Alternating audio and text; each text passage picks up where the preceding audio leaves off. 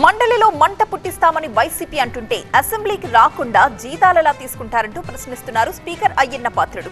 ఈసారి కూడా అసెంబ్లీకి రావడం లేదు అంటూ వైసీపీ ప్రకటించింది. ఈ విషయం మీద వైసీపీని టార్గెట్ చేస్తూ విమర్శలు చేస్తోంది అధికార పక్షం. రోడ్డు మీద రచ్చ చేయడమే కానీ అసెంబ్లీకి వచ్చే దమ్ము లేదా అని ప్రశ్నిస్తోంది. అయితే చేతనైంది చేసుకోండి, మా వ్యూహం మాకుంది అంటోంది వైసీపీ. కూటమి అధికారంలోకి వచ్చినప్పటి నుంచి అసెంబ్లీ సమావేశాలకు దూరంగా ఉంటున్న వైసీపీ అధినేత జగన్ ఈసారి కూడా అదే వైఖరిని కొనసాగించాలని డిసైడ్ అయ్యారు. ఎప్పట్లానే ఈసారి కూడా అసెంబ్లీని బహిష్కరించి తమకు బలమున్న శాసనమండలిని వేదికగా మలుచుకోవాలని భావిస్తోంది వైఎస్ఆర్ కాంగ్రెస్ పార్టీ. అసెంబ్లీలో తమ గొంతు వినిపించకపోయినా మండలిలో మాత్రం పలు అంశాలపై ప్రభుత్వాన్ని నిలదీయాలని వైసీపీ భావిస్తోంది. మెగా డిఎస్సీ అంశాన్నే మండలిలో ప్రధాన ఆయుధంగా మలుచుకోవాలని వైసీపీ భావిస్తోంది.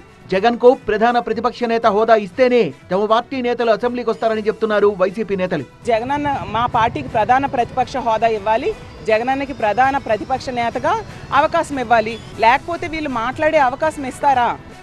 వైసీపీ తీరుపై కూటమి నేతలు విమర్శలు గుప్పిస్తున్నారు. గతంలో మండలిని రద్దు చేస్తామన్న జగన్ ఇప్పుడు అదే మండలికి తమ సభ్యుల్ని పంపుతామనడం హాస్యాస్పదంగా ఉందని, జగన్ కు దమ్ముంటే అసెంబ్లీకి వచ్చి డిఎస్సీపై మాట్లాడాలని అంటున్నారు కూటమి నేతలు. ఇప్పటి వరకు ఒక్క డిఎస్సీ కూడా చేయలేని వ్యక్తులు మీరు. ఒక్క డిఎస్సీ పోస్టు కూడా ఇవ్వని వాడికి అందులో అక్రమాలు ఎలా జరుగుతాయి, అక్రమాలు ఏం జరుగుతాయి ఏం తెలుస్తుంది? ప్రజలు ఎన్నుకున్న ఎమ్మెల్యేగా జగన్ అసెంబ్లీకి వచ్చి ప్రజా సమస్యలపై మాట్లాడాలన్న స్పీకర్ అయ్యన్న పాత్రుడు అసెంబ్లీకి రాకుండా జీతం తీసుకోవడం సరికాదన్నారు. కేటాయించిన సీట్లో ఉంటేనే ఎమ్మెల్యే హాజరైనట్టుగా పరిగణిస్తామని, దీనికోసం కెమెరాల్ని కూడా ఏర్పాటు చేశామని అంటున్నారు ఆయన. మరి నేను రాను, అసెంబ్లీకి రాను, చిన్నపిల్లడు అడుగుతాడు, చిన్నప్పుడు పాలు తాగను అన్నట్టు నేను అసెంబ్లీకి రాను అంటే ఎలాగంటే? స్పీకర్ సహా కూటమి నేతల బెదిరింపులకు భయపడేదే లేదంటోంది వైసీపీ.